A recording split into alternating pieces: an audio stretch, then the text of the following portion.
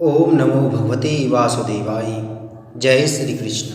प्रिय भक्तगणों, आइए सुनते हैं श्री विष्णु महापुराण की कथा। श्री पराशर जी बोले, हे मैत्री, तदंतर माया मोह ने देवताओं के साथ जाकर देखा कि असुरगण नर्मदा के तट पर तपस्या में लगे हुए हैं। तब उस मयूर पिच्छधारी दिगंबर और मुंडित केश माया मोह ने असुरों से अति मधुर वाणी में इस प्रकार कहा। माया मोह बोला, हे दैत्यपतिगण, कहिए आप लोग किस उद्देश्य से तपस्या कर रहे हैं? आपको किसी लौकिक फल की इच्छा है या पारलौकिक फल की?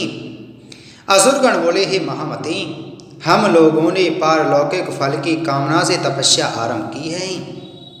इस विषय में तुमको हमसे क्या कहना है? माया मोह बोला, यदि आप लोगों को मुक्ति की इच्छा है तो जैसा मैं कहता हूँ वैसा करो। आप लोग मुक्ति के खुले द्वार रूप इस धर्म का आदर कीजिए। यह धर्म मुक्ति में परमोपयोगी है। इससे श्रेष्ठ अन्य कोई धर्म नहीं है। इसका अनुष्ठान करने से आप लोग स्वर्ग अथवा मुक्ति जिसकी कामना करेंगे प्राप्त कर लेंगे। आप सब लोग महाबलवान हैं, अतः इस धर्म का आदर कीजिए। श्री पराशर जी बोले, इस प्रकार नाना प्रकार की युक्तियों से अतिरंजित वाक्यों द्वारा माया मोह ने दैत्यगणों को वैदिक मार्ग से भ्रष्ट कर दिया।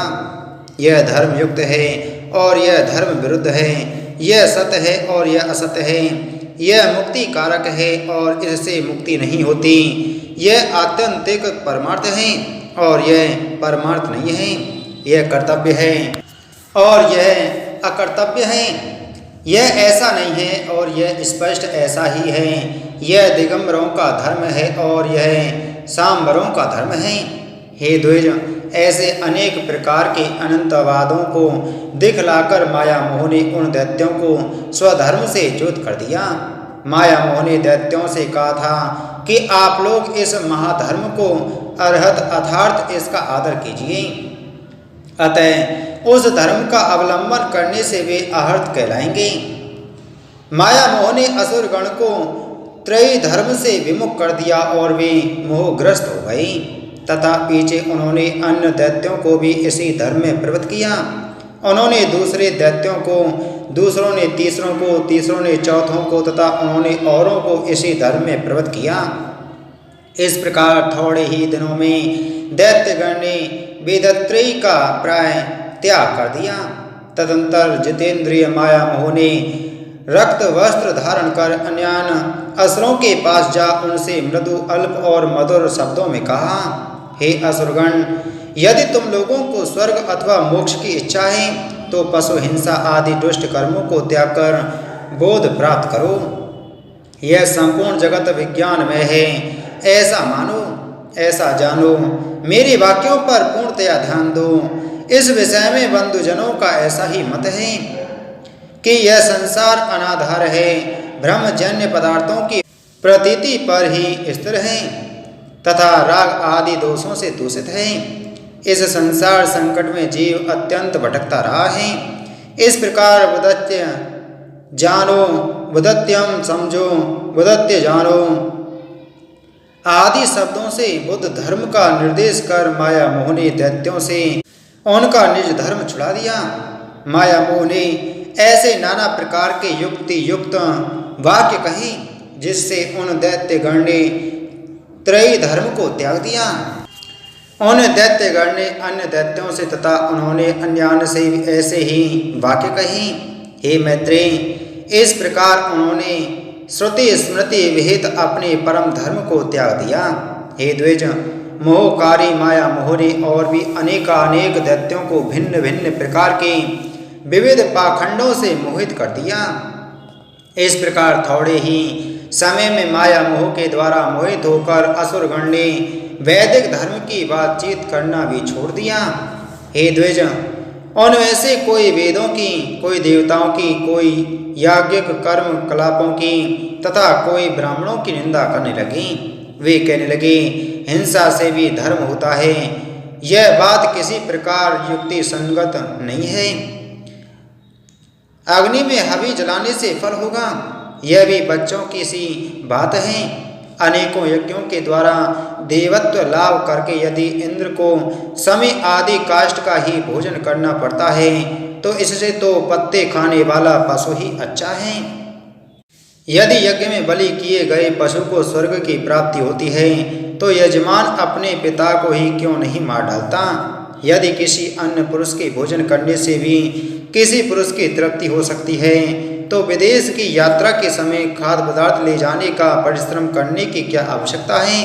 पुत्रगण घर पर ही श्राद्ध कर दिया करें। अतः यह समझकर कि यह श्राद्ध आदि कर्म कांड लोगों की अंधश्रद्धा ही है, इसके प्रति उपेक्षा करनी चाहिए और अपने श्रेय साधन के लिए जो कुछ मैंने कहा है उसमें रुचि करनी चाहिए। हे असुरगण, श्रुति आदि आप्त वाक्य कुछ आकाश से नहीं गिरा करते। हम तुम और अन्य सबको भी युक्ति युक्त वाक्यों को ग्रहण कर लेना चाहिए। श्री पराशर जी बोले, इस प्रकार अनेक युक्तियों से माया मोह ने दैत्यों को विचलित कर दिया, जिससे उनमें से किसी की भी वेदत्री में रुचि नहीं रही। इस प्रकार दैत्यों के विपरीत मार्ग में प्रवृत्त हो जाने पर देवगण खूब तैयारी करके उनके पास युद्ध के लिए उपस्थित हुए। हे द्विज, तब देवता और असुरों में पुनः संग्राम छिड़ा। उसमें सन्मार्ग विरोधी दैत्यगण देवताओं द्वारा मारे गए। हे द्विज, पहले दैत्यों के पास जो स्वधर्म रूप कवच था उसी से उनकी रक्षा हुई थी, अब की बार उसके नष्ट हो जाने से वे भी नष्ट हो गए। हे मैत्रेय, उस समय से जो लोग माया मोह द्वारा प्रवर्तित मार्ग का अवलंबन करने वाले हुए वे नग्न कहलाए, क्योंकि उन्होंने वेदत्री रूप वस्त्र को त्याग दिया था। ब्रह्मचारी, गृहस्थ, वानप्रस्थ और सन्यासी ये चार ही आश्रमी हैं। इनके अतिरिक्त पांचवा आश्रमी और कोई नहीं है। हे मैत्रेय, जो पुरुष गृहस्थ आश्रम को छोड़ने के अनंतर वानप्रस्थ या सन्यासी नहीं होता वह पापी भी नग्न ही है। हे विप्र, सामर्थ्य रहते हुए भी जो विहित कर्म नहीं करता वह उसी दिन पतित हो जाता है और उस एक दिन रात में ही उसके संपूर्ण नित्य कर्मों का क्षय हो जाता है।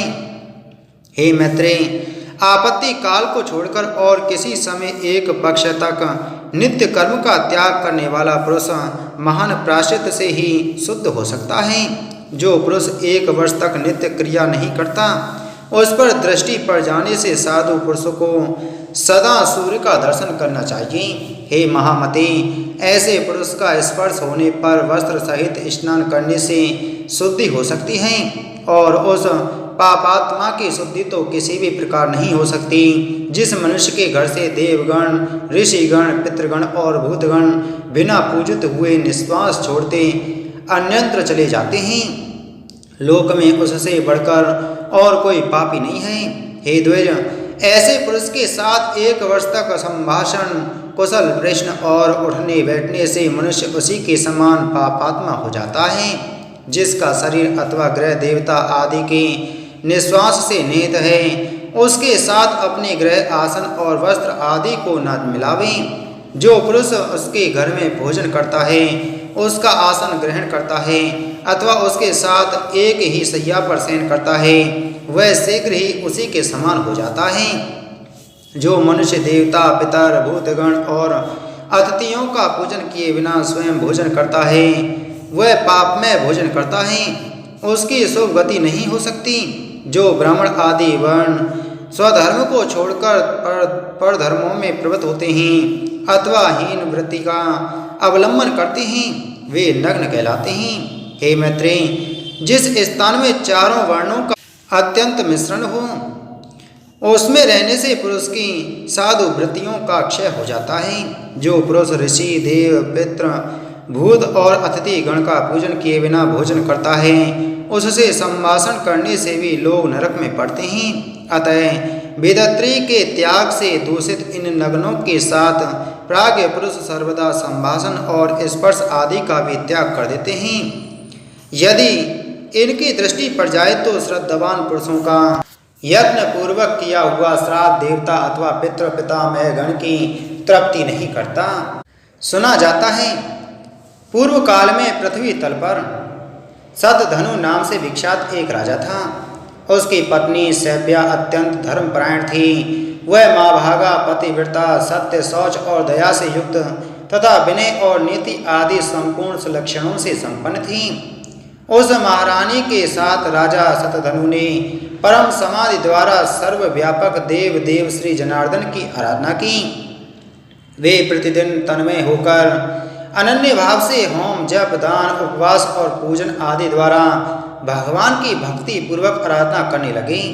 हे द्विज, एक दिन कार्तिक की पूर्णिमा को उपवास कर उन दोनों पति पत्नियों ने श्री गंगा जी में एक साथ ही स्नान करने के अनंतर बाहर आने पर एक पाखंडी को सामने आता देखा। यह ब्राह्मण उस महात्मा राजा के धनुर्वेदाचार्य का मित्र था। अतः आचार्य के गौरववश राजा ने भी उससे मित्रवत व्यवहार किया, किंतु उसकी पतिव्रता पत्नी ने उसका कुछ भी आदर नहीं किया।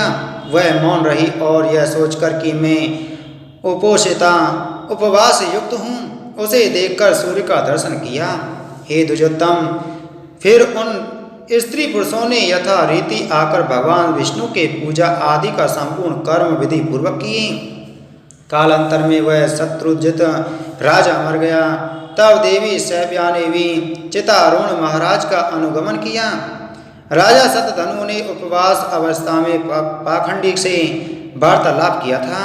अतः उस पाप के कारण उसने कुत्ते का जन्म लिया तथा वह सुलक्षणा काशी नरेश की कन्या हुई, जो सब प्रकार के विज्ञान से युक्त सर्वलक्षण संपन्ना और जाति स्मरा पूर्व जन्मों का वृतांत जानने वाली थी। राजा ने उसे किसी वर को देने की इच्छा की, किंतु उस सुंदरी के ही रोक देने पर वह उसके विवाह आदि से उपरत हो गई। तब उसने दिव्य दृष्टि से अपने पति को स्वान हुआ जान विदिशा नामक नगर में जाकर उसे वहां कुत्ते की अवस्था में देखा। अपने माभाग पति को स्वान रूप में देखकर उस सुंदरी ने उसे सत्कार पूर्वक अति उत्तम भोजन कराया। उसके दिए हुए उस अति मधुर और इच्छित अन्न को खाकर वह अपनी जाति के अनुकूल नाना प्रकार की चाटुता प्रदर्शित करने लगा। उसके चाटुता करने से अत्यंत संकुचित हो उस बालिका ने कुत्सित योनि में उत्पन्न हुए उस अपने प्रियतम को प्रणाम कर उससे इस प्रकार कहा, महाराज, आप अपनी उस उदारता का स्मरण कीजिए जिसके कारण आज आप स्वान योनि को प्राप्त होकर मेरे चाटुकार हुए हैं। हे प्रभु, क्या आपको यह स्मरण नहीं है कि तीर्थ स्नान के अनंतर पाखंडी से वार्तालाप करने के कारण ही आपको यह कुत्सित योनि मिली है? श्री पराशर जी बोले, काशीराज सुता द्वारा इस प्रकार स्मरण कराए जाने पर उसने बहुत देर तक अपने पूर्व जन्म का चिंतन किया। तब उसे अति दुर्लभ निर्वेद प्राप्त हुआ। उसने अति उदास चित्त से नगर के बाहर आ प्राण त्याग दिए और फिर भृगाल योनि में जन्म लिया।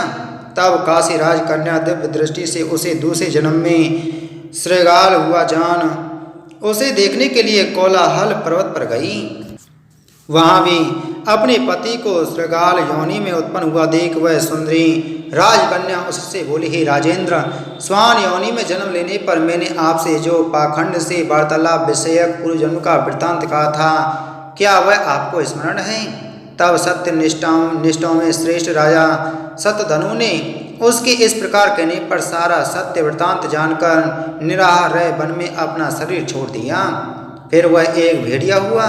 उस समय भी अनिंदिता राजकन्या ने उस निर्जन वन में जाकर अपने पति को उसके पूर्व जन्म का वृत्तांत स्मरण कराया। उसने कहा, हे माभाग, तुम भेड़िया नहीं हो, तुम राजा सतधनु हो।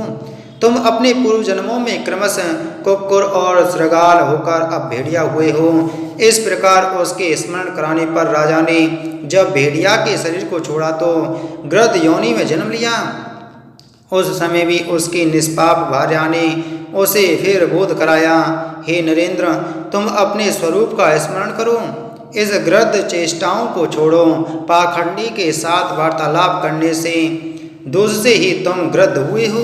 फिर दूसरे जन्म में काक योनि को प्राप्त होने पर भी अपने पति को योग बल से पाकर उस सुंदरी ने कहा, हे प्रभु, जिनके वशीभूत होकर संपूर्ण सामंतगण नाना प्रकार की वस्तुएं भेंट करते थे, वही आप आज काक योनि को प्राप्त होकर बलि भोजी हुए हैं। इसी प्रकार काक योनि में भी पूर्व जन्म का स्मरण कराए जाने पर राजा ने अपने प्राण छोड़ दिए और फिर मयूर योनि में जन्म लिया। मयूर अवस्था में भी काशीराज की कन्या उसे क्षण क्षण में अति सुंदर मयूरोचित आहार देती हुई उसकी टहल करने लगी। उस समय राजा जनक ने अश्वमेध नामक महायज्ञ का अनुष्ठान किया। उस यज्ञ में अवभृत स्नान के समय उस मयूर को स्नान कराया। तब उस सुंदरी ने स्वयं भी स्नान कर राजा को यह स्मरण कराया कि किस प्रकार उसने स्वान और श्रृगाल आदि योनियां ग्रहण की थी। अपनी जन्म परंपरा स्मरण होने पर उसने अपना शरीर त्याग दिया और फिर महात्मा जनक जी के यहाँ ही पुत्र रूप से जन्म लिया। तब उस सुंदरी ने अपने पिता को विवाह के लिए प्रेरित किया। उसकी प्रेरणा से राजा ने उसके स्वयंवर का आयोजन किया। स्वयंवर होने पर उस राजकन्या ने स्वयंवर में आए हुए अपने उस पति को फिर पति भाव से वर्ण कर लिया। उस राजकुमार ने काशीराज सुता के साथ नाना प्रकार के भोग भोगे और फिर पिता के परलोकवासी होने पर विदेह नगर का राज्य किया। उसने बहुत से यज्ञ किए, याचकों को नाना प्रकार से दान दिए, बहुत से पुत्र उत्पन्न किए और शत्रुओं के साथ अनेकों युद्ध किए। इस प्रकार उस राजा ने पृथ्वी का न्यायानुकूल पालन करते हुए राज्य भोग किया और अंत में अपने प्रिय प्राणों को धर्म युद्ध में छोड़ा। तब उस सुलोचना ने पहले के समान फिर अपने चितारूढ़ पति का विधि पूर्वक प्रसन्न मन से अनुगमन किया।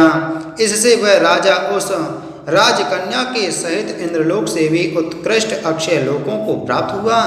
हे द्विज श्रेष्ठ, इस प्रकार शुद्ध हो जाने पर उसने अतुलनीय अक्षय स्वर्ग, अति दुर्लभ दाम्पत्य और अपने पूर्वार्जित पुण्य का फल प्राप्त कर लिया। हे द्विज, इस प्रकार मैंने तुमसे पाखंडी से संभाषण करने का दोष और अश्वमेध यज्ञ में स्नान करने का महत्तम वर्णन कर दिया।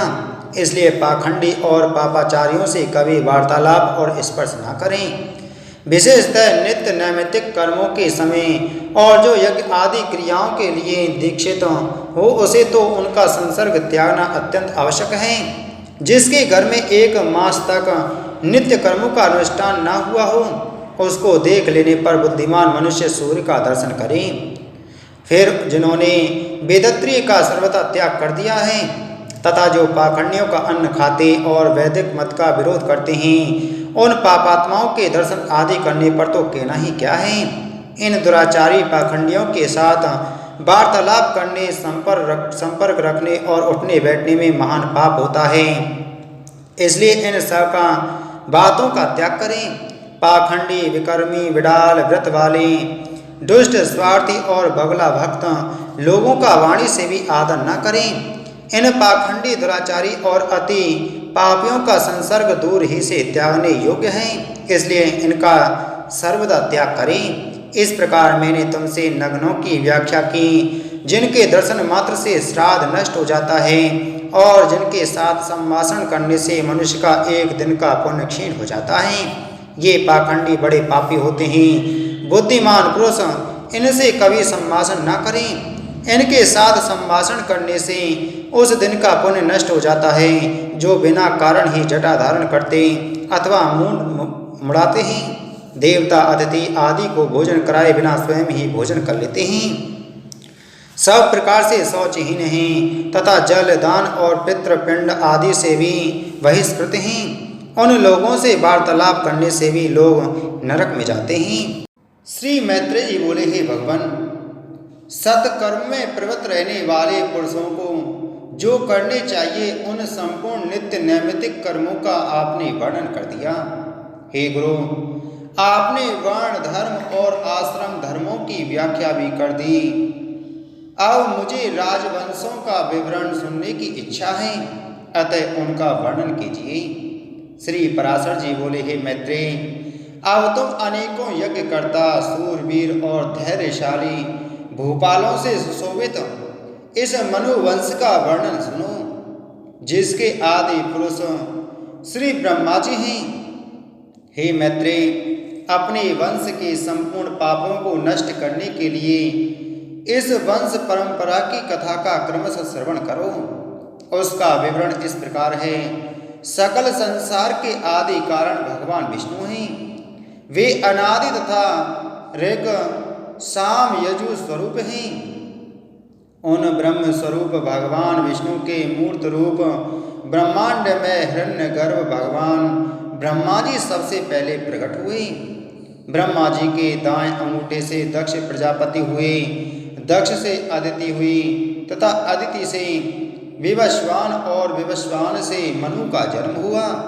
मनु के इक्ष्वाकु, नृग, धृष्ट, सरयाति, नरिष्यंत, प्रांशु, नाभाग, दिष्ट, करुष और प्रसद्र नामक 10 पुत्र हुए।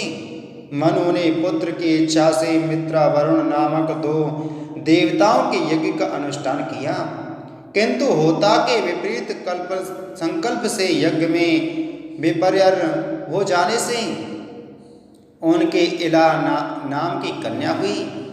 हे मैत्रेय, मित्रा वरुण की कृपा से वह इला ही मनु का सुधम्न नामक पुत्र हुई। फिर महादेव जी के कोप प्रयुक्त श्राप से वह स्त्री होकर चंद्रमा के पुत्र बुद्ध के आश्रम में निकट घूमने लगी। बुद्ध ने अनुरक्त होकर उस स्त्री से पुरुरवा नामक पुत्र उत्पन्न किया। पुरुरवा के जन्म के अनंतर भी परमर्षि गण ने सुधम्न को पुरुषत्व लाभ की आकांक्षा से क्रतु में, ऋक्जु सामा थर्व में, सर्वदेव में, मनु में, ज्ञान में, अनन्य में और परमार्थ है अकिंचन में भगवान यज्ञ पुरुष का यथावत यजन किया। तब उनकी कृपा से इला फिर भी सुगुण्म हो गई। उस सुगुण्म के भी उत्कल, गय और विनत नामक 3 पुत्र हुए। पहले स्त्री होने के कारण सुगुण्म को राज अधिकार प्राप्त नहीं हुआ। वशिष्ठ जी के कहने से उनके पिता ने उन्हें प्रतिष्ठान नामक नगर दे दिया था, वही उन्होंने पुरुरवा को दिया। पुरुरवा की संतान संपूर्ण दिशाओं में फैले हुए क्षत्रिय गण हुए। मनु का प्रसंद्र नामक पुत्र गुरु की गौ का वध करने के कारण शूद्र हो गया। मनु का पुत्र कुरुस था।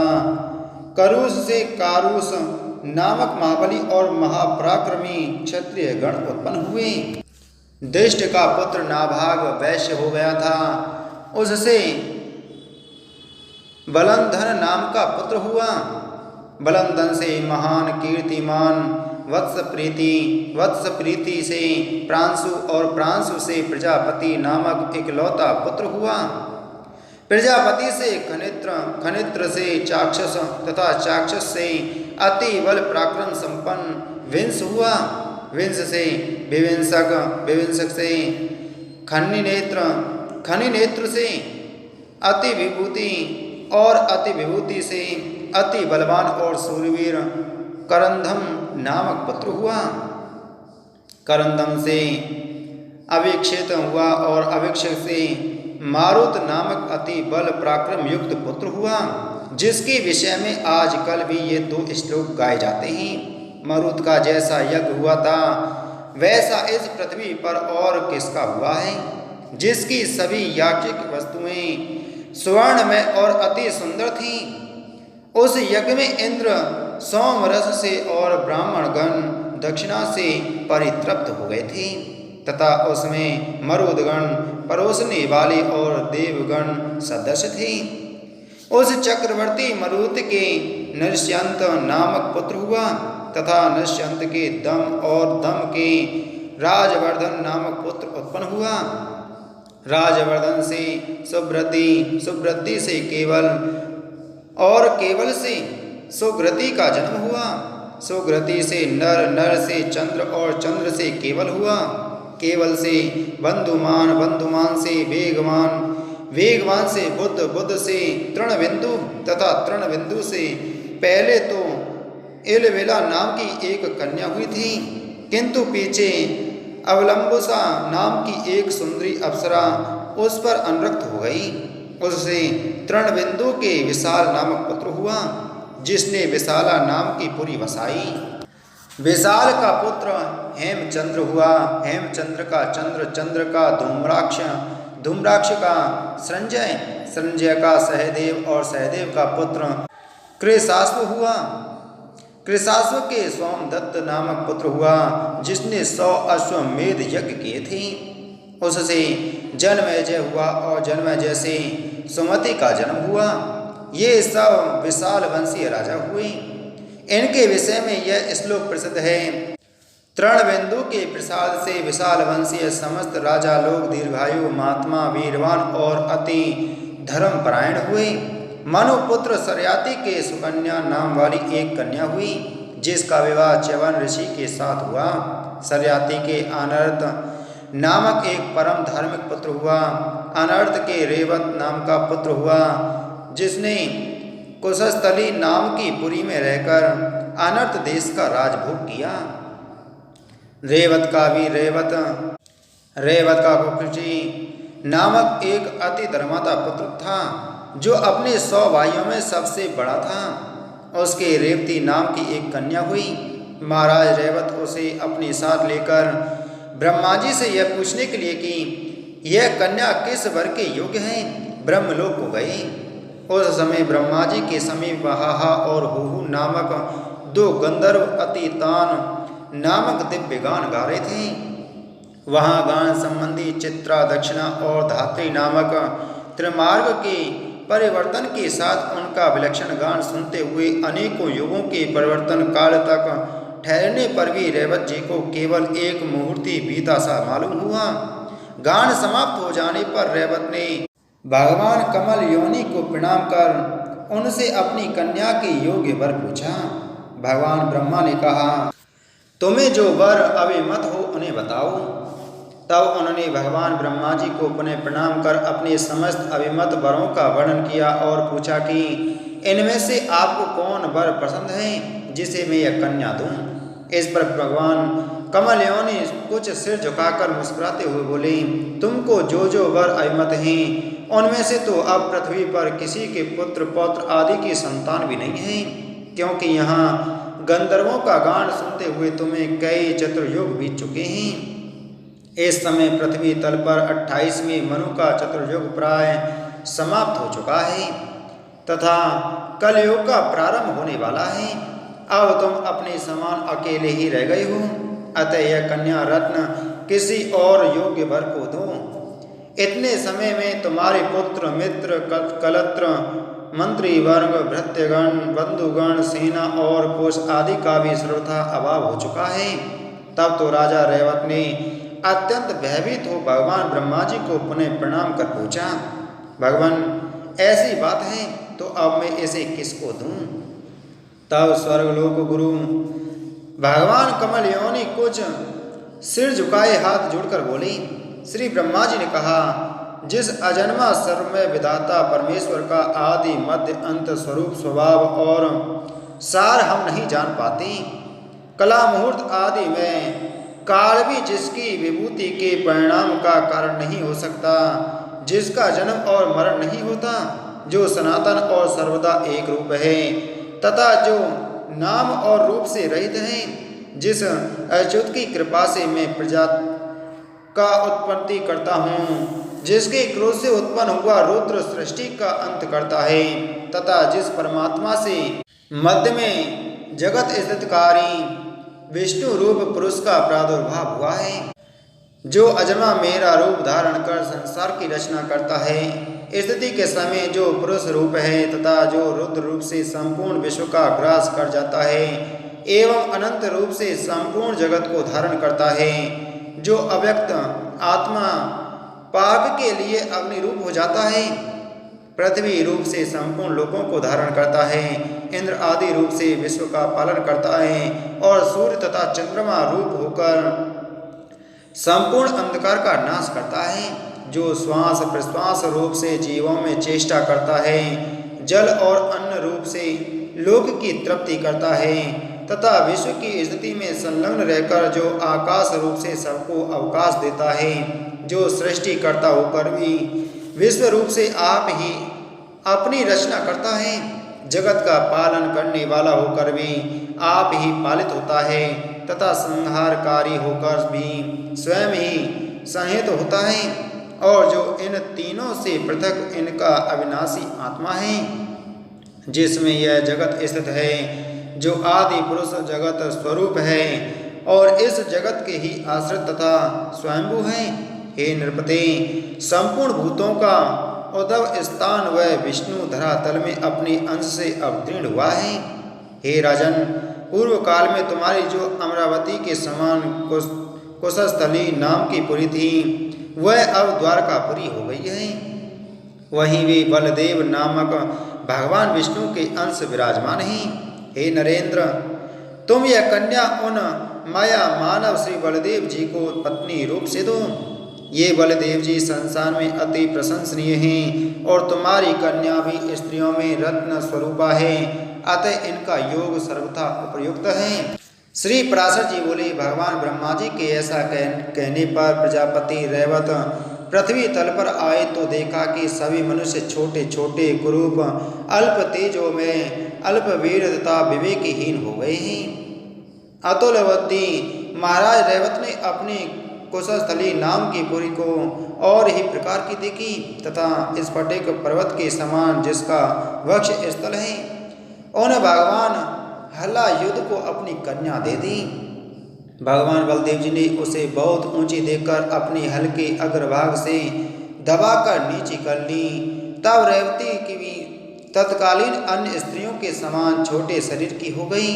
तदंतर बलराम जी ने महाराज रैवत की कन्या रेवती से विधि पूर्वक विवाह किया तथा राजा भी कन्यादान करने के अनंतर एकाग्र से तपस्या करने के लिए हिमालय पर चले गए।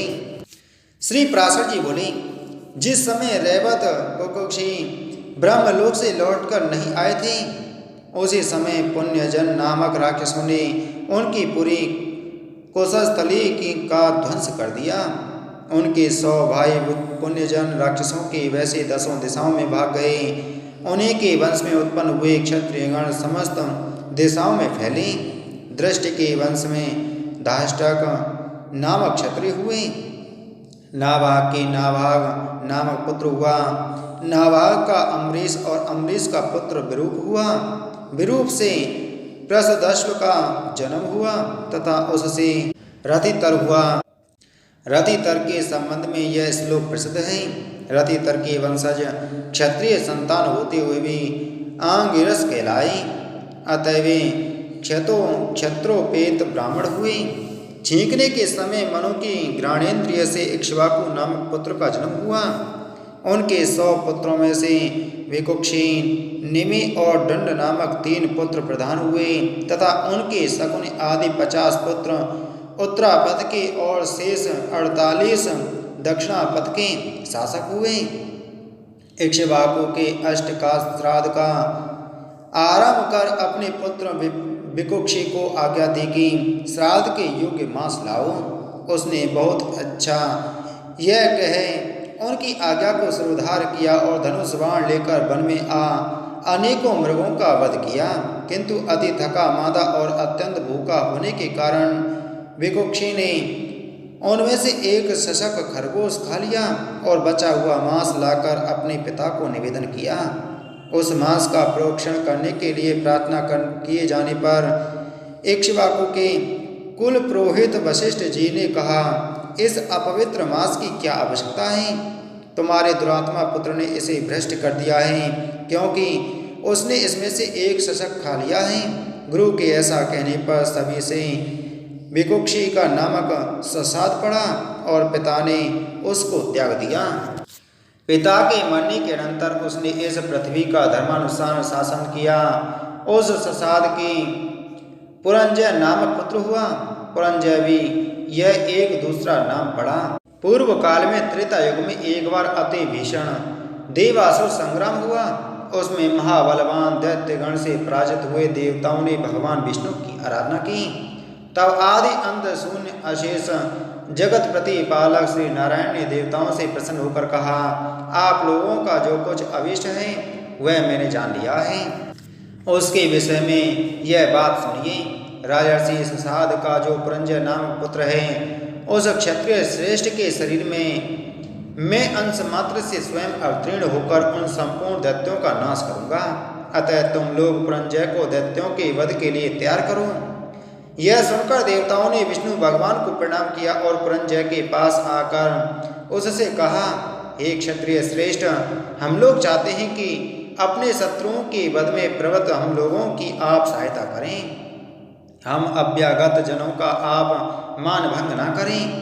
यह सुनकर पुरंजय ने कहा, ये जो त्रैलोक्यनाथ सतक्रतु आप लोगों के इंद्र हैं, यदि मैं इनके कंधे पर चढ़कर आपके शत्रुओं से युद्ध कर सकूं तो आप लोगों का सहायक हो सकता हूं। यह सुनकर समस्त देवगण और इंद्र ने बहुत अच्छा ऐसा कहकर उनका कथन स्वीकार कर लिया। फिर वृषभ रूपधारी इंद्र की पीठ पर चढ़कर चराचर गुरु भगवान अच्युत के तेज से परिपूर्ण होकर राजा पुरंजय ने रोष पूर्वक सभी दैत्यों को मार डाला। उस राजा ने बैल के कुकुद कंधे पर बैठकर दैत्य सेना का वध किया था। अतः उसका नाम कुकुत्स पड़ा। कुकुत्स के अनेना नाम पुत्र हुआ। अनेना के प्रथु, प्रथु के विष्टराश्व, उनके चांद्र युवनाश्व तथा उस चांद्र युवनाश के शाश्वत नामक पुत्र हुआ, जिसने शाश्वतीपुरी बसाई थी। शाश्वत के बृहदस्व तथा बृहदस्व के कुवलयाश्व का जन्म हुआ, जिसने वैष्णव तेज से पूर्णता लाभ कर अपने 21 सहस्त्र पुत्रों के साथ मिलकर महर्षि उदक के उपकारी धुंधु नामक दैत्य को मारा था। अतः उसका नाम धुंधुमार हुआ। उनके सभी पुत्र धुंधु के मुख से निकले हुए निश्वास अग्नि से जलकर मर गए। उनमें से केवल दृढ़ाश्व, चंद्राश्व और कपिलाश्व ये 3 ही बचे थे। दृढ़ाश्व से हर्षव, हर्ष से निकुंभ, निकुंभ से अमिताश्व, अमिताश्व से कृशाश्व, कृशाश्व से प्रसेनजित और प्रसेनजित से युवनाश्व का जन्म हुआ। युवनाश्व निसंतान होने के कारण खिन्न चित्त से मुनीश्वरों के आश्रम में रहा करता था। उसके दुख से द्रवीभूत होकर दयालु मुनिजनों ने उसके पुत्र उत्पन्न होने के लिए यज्ञानुष्ठान किया। आधी रात के समय उस यज्ञ के समाप्त होने पर मुनिजन मंत्रपूत जल का कलश वेदी में रखकर सो गए।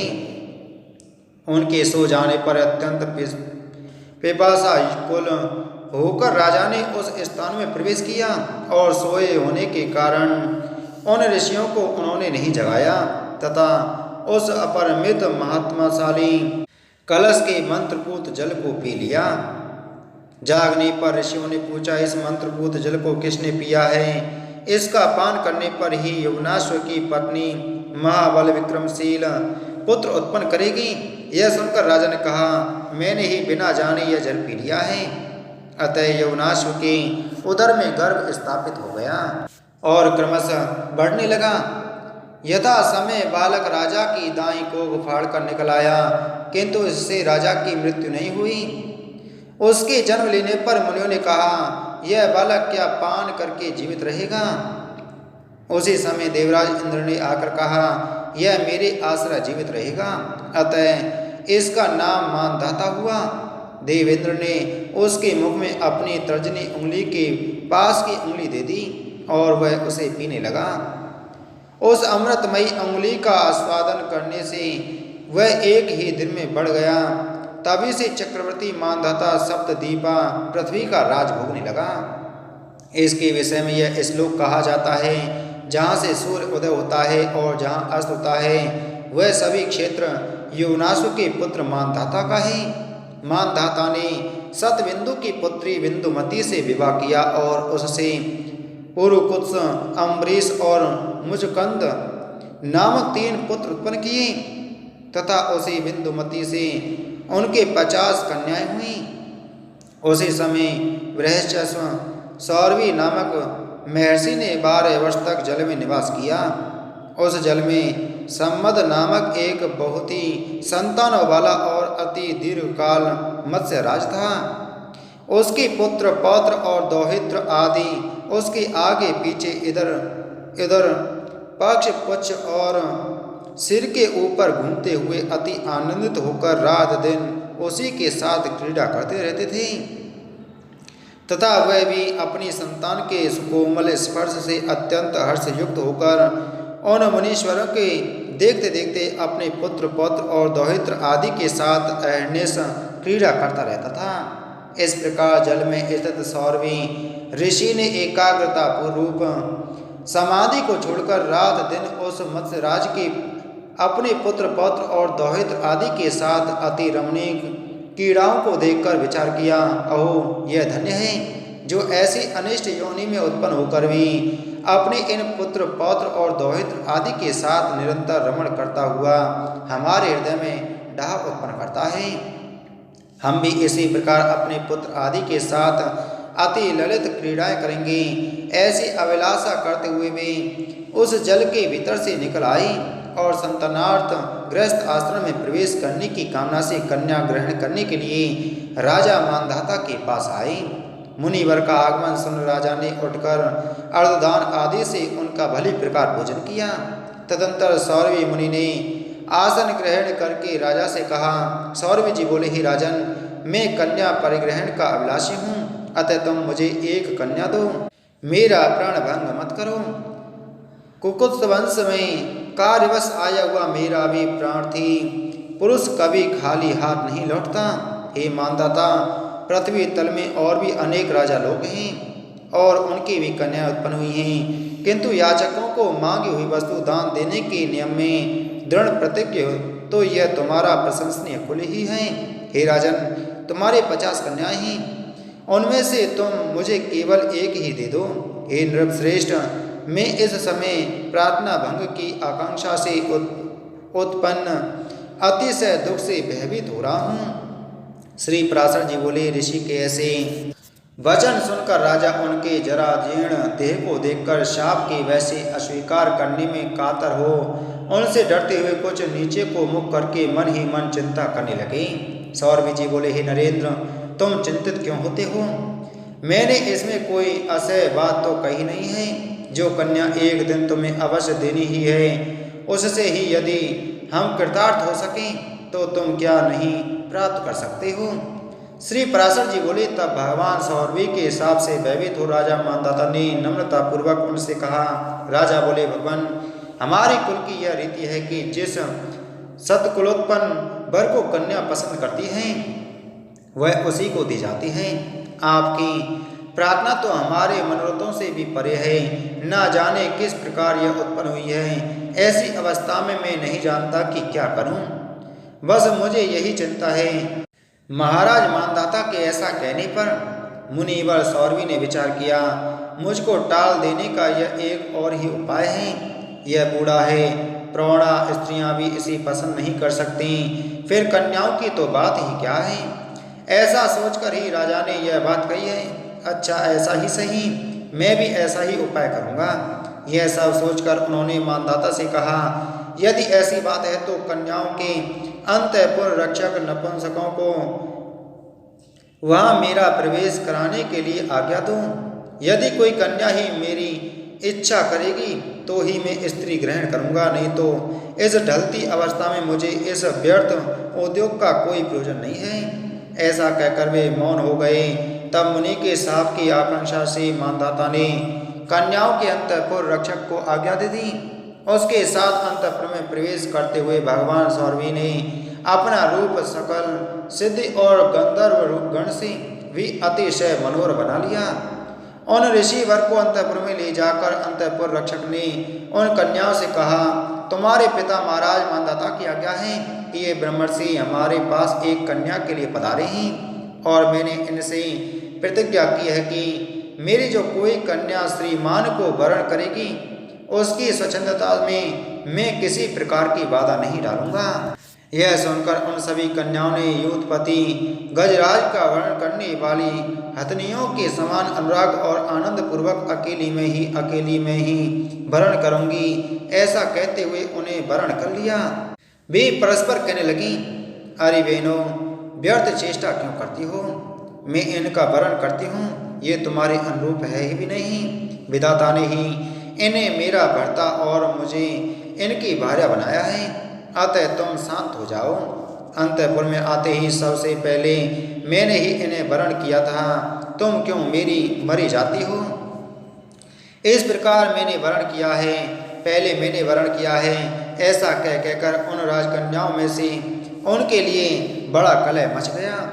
जब उन समस्त कन्याओं ने अतिशय अनुरागवश उन अनंत कीर्ति मुनिवर को वरण कर लिया, तो कन्या रक्षक ने नम्रता पूर्वक राजा से संपूर्ण वृतांत ज्यों का त्यों कह सुनाया।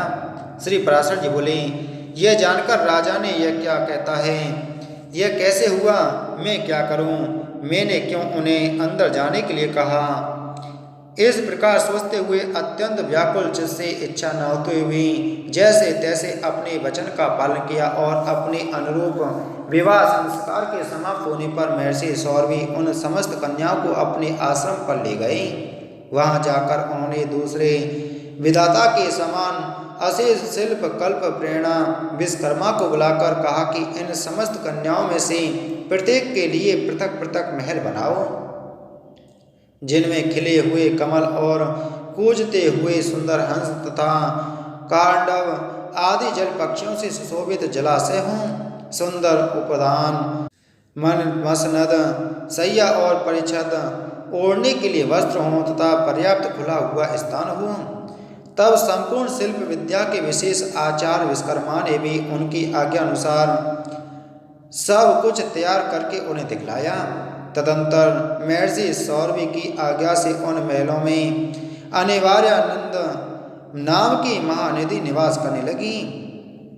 तब तो उन संपूर्ण महलों में नाना प्रकार के भक्ष्य भोज्य और ले आदि सामग्रियों से भी राजकन्याएं आए हुए अतिथियों और अपने अनुगत भृत्य वर्गों को तृप्त करने लगी। एदिन पुत्रियों के स्नेह में आकर्षित होकर राजा मानदाता यह देखने के लिए कि वे अत्यंत दुखी हैं या सुखी महर्षि सौरभी के आश्रम के निकट आए, तो उन्होंने वहां अति रमणीय उपवन और जलाशयों से युक्त स्फटिक शिला के महलों की पंक्ति देखी, जो फैलती हुई मयूक मालाओं से अत्यंत मनोहर मालूम पड़ती थी। तदंतर वे एक महल में जाकर अपनी कन्या का स्नेहपूर्वक आलिंगन कर आसन पर बैठे और फिर बढ़ते हुए प्रेम के कारण नयनों में जल भरकर बोले, बेटी तुम लोग यहाँ सुखपूर्वक तो हो ना? तुम्हें किसी प्रकार का कष्ट तो नहीं है? महर्षि सौरभी तुमसे स्नेह करते हैं या नहीं? क्या तुम्हें हमारे घर की भी याद आती है? पिता के ऐसा कहने पर उस राजपुत्री ने कहा, पिताजी यह महल अति रमणीय है, वे उपवन आदि भी अतिशय मनोहर हैं। खिले हुए कमलों से युक्त उन जलाशयों में जल पक्षीगण सुंदर बोली बोलते रहते हैं। भक्ष्य भोज आदि खाद्य पदार्थ उबटन और वस्त्राभूषण आदि भोग तथा सुकोमल शय्यासन आदि सभी मन के अनुकूल ही। इस प्रकार हमारा गृहस्थ यद्यपि सब संपत्ति संपन्न है, तथापि अपनी जन्मभूमि की याद भला किसको नहीं आती। आपकी कृपा से यद्यपि सब कुछ मंगलमय है, तथापि मुझे एक बड़ा दुख है कि हमारे पति ये महर्षि मेरे घर से बाहर कभी नहीं जाते। अत्यंत प्रीति के कारण ये केवल मेरे ही पास रहते हैं, मेरी अन्य बहनों के पास ये जाते ही नहीं हैं। इस कारण से मेरी बहनें अति दुखी होंगी, यही मेरे अति दुख का कारण है। उसके ऐसा कहने पर राजा ने दूसरे महल में आकर अपनी कन्या का आलिंगन किया और आसन पर बैठने के अनंतर उससे भी इसी प्रकार पूछा। उसने भी भली प्रकार महल आदि संपूर्ण उपभोगों के सुख का वर्णन किया और कहा कि अतिशय प्रीति के कारण महर्षि केवल मेरे ही पास रहते हैं और किसी बहन के पास नहीं जाते। इस प्रकार पूर्ववत सुनकर राजा एक एक करके प्रत्येक महल में गए और प्रत्येक कन्या के जाकर इसी प्रकार पूछा और उन सब ने भी वैसा ही उत्तर दिया। अंत में आनंद और विस्मय के भार से विवशचित होकर उन्होंने एकांत में स्थित भगवान सौरभी की पूजा करने के अनंतर उनसे कहा, भगवान आपकी ही योग सिद्धि का यह महान प्रभाव देखा है।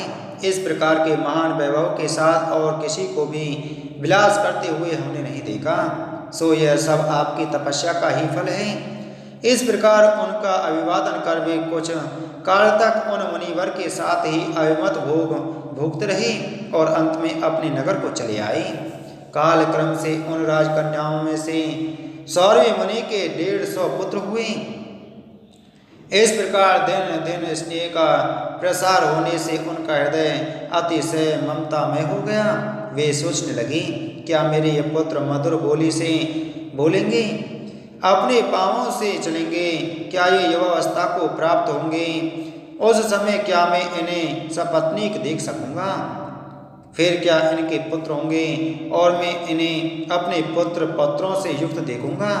इस प्रकार काल क्रम से दिनानुदिन बढ़ते हुए इन मनोरथों की अपेक्षा कर वे सोचने लगे, अहो मेरे मुँह का कैसा विस्तार है। इन मनोरथों की तो हजारों लाखों वर्षों में भी समाप्ति नहीं हो सकती। उनमें से यदि कुछ पूर्ण भी हो जाते हैं तो उनके स्थान पर अन्य नए मनोरथों की उत्पत्ति हो जाती है।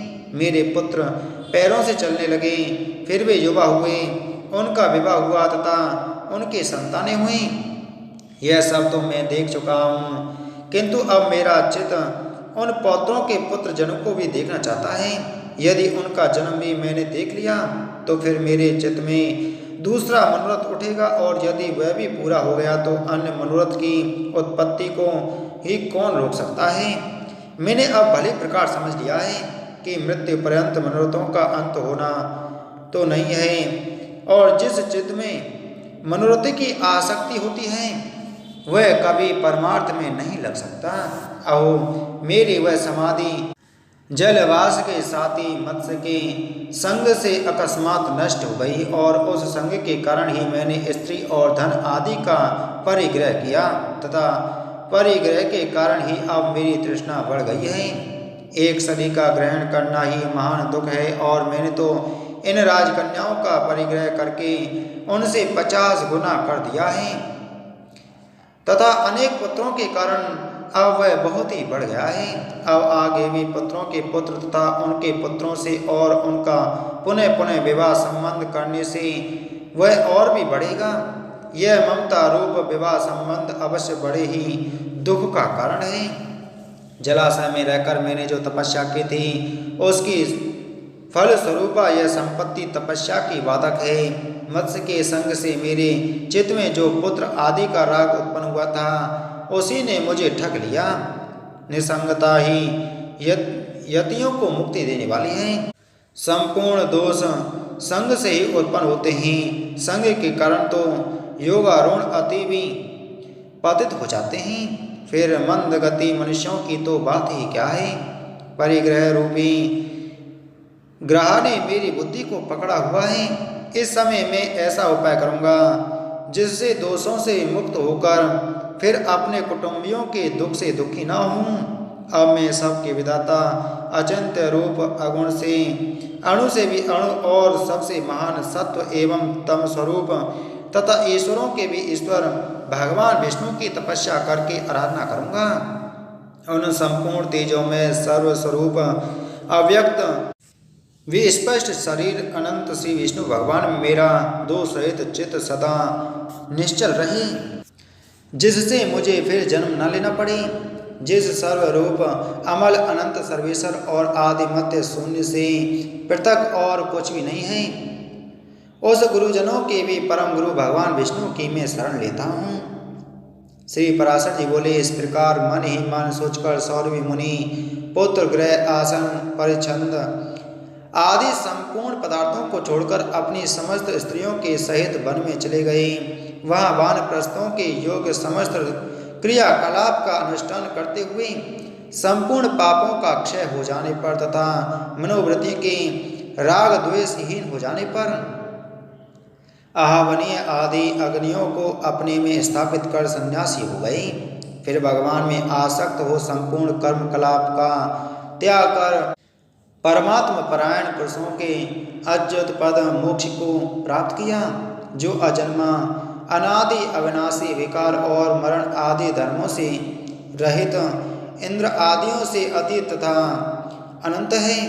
इस प्रकार मानदाता की कन्याओं के संबंध में मैंने इस चरित्र का वर्णन किया है। जो कोई इस सौरवी चरित्र का स्मरण करता है अथवा पढ़ता पढ़ाता, सुनता सुनाता, धारण करता कराता, लिखता लिखवाता तथा सीखता सिखवाता अथवा उपदेश करता है, उसके 6 जन्मों तक दुसंतति असधर्म और वाणी अथवा मन की कुमार्ग में प्रवृत्ति तथा किसी भी पदार्थ में ममता नहीं होती।